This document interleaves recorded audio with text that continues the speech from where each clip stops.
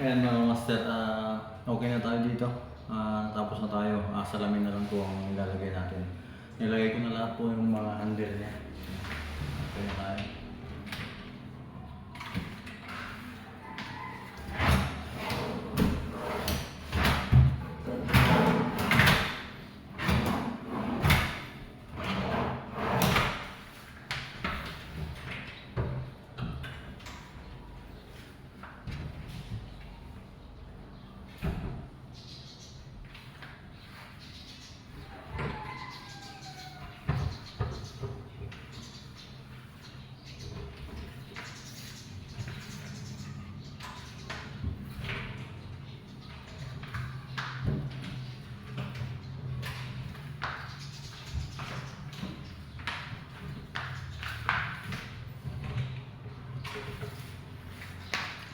Ayan mga master, okay na tayo dito. Ito na lang po yung kulang niya, yung salamin dito.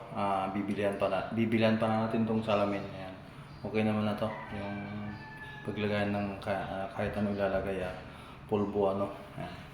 Tapos yung ginamit ko pala rito na paghangiran niya ay stainless. Ayan. Makapal po itong linagay ko, makapal. Ayan.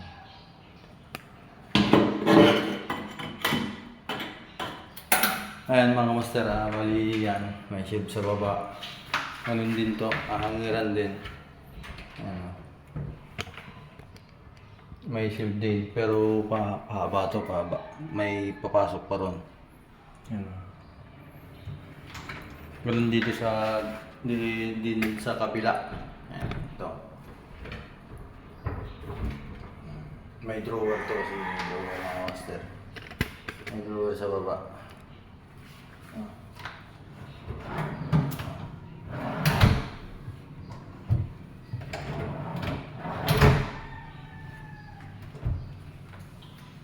Ayan, natapos na tayo dito mga master.